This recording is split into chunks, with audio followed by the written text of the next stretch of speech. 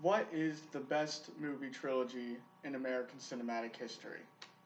Some might say that it's the Star Wars trilogy, while others might say that it's The Matrix. But I personally believe that the best trilogy in American cinema is the Dark Knight trilogy. But what do I mean by best? When I say best, I mean the overall intelligent narrative and the intelligence of it.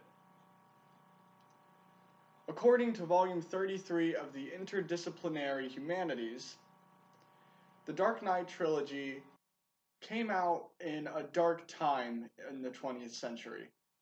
America had been through a lot of strife and hardship, such as robberies, crime, murder, and the 9/11 attacks. The movies came out and appealed to many people because of its dark symbolism through Gotham City, representing the darkness of America of that time.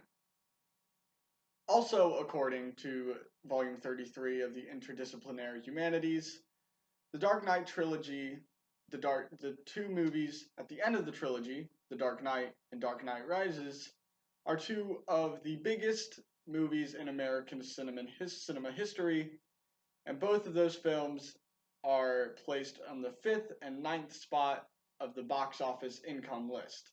They have made the 5th and ninth most money in America cinema. According to Jeff Jensen, The Dark Knight and Dark Knight Rises are two of the biggest, most influential movies in America cinema history.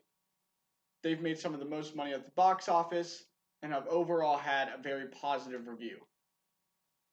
The Dark Knight follows Batman, who has to face two villains, the Joker and Harvey Dent, or Two-Face. The Joker is the main villain throughout the film, while Harvey Dent starts off as a good guy, an attorney who helps Batman, but later becomes his enemy after an accident and becomes Two-Face. By the end of the film, Harvey Dent is killed, and Batman takes the blame for his death, therefore going on the run from the law, although Batman did not commit the crime. The next movie, The Dark Knight Rises, picks off a few years after The Dark Knight ends.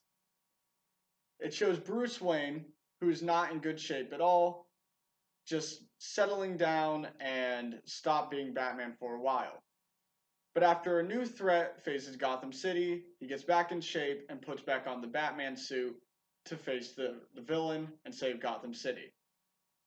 Both movies were praised for its portrayal of Gotham City and how it connected to America at the time. Now, some people say that the films are not as great as people would say that they are and would have you believe that they are.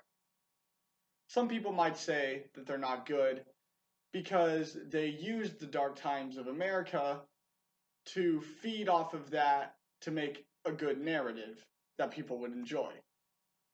That's wrong, however, because they did not feed off of the dark times of America, but rather used the dark times to create a symbol, Gotham City, that would appeal to the audience and create an intelligent narrative. But then others might say that the movies only made so much money at the box office because only die-hard comic book fans went to see the movies, regardless of if they were good films or not.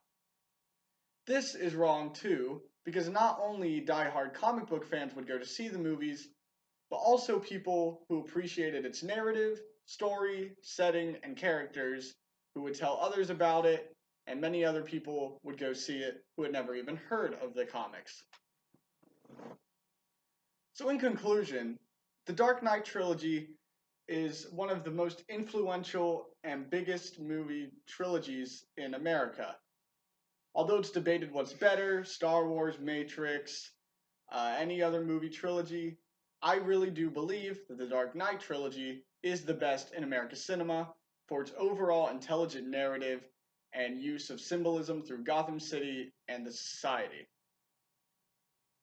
So no matter what your preference is, the Dark Knight trilogy is still a very enjoyable three movies, and even if you haven't seen them, then you should see them because they can be appreciated through its narrative and story, And even if you have seen them, they're still good watches to watch over again.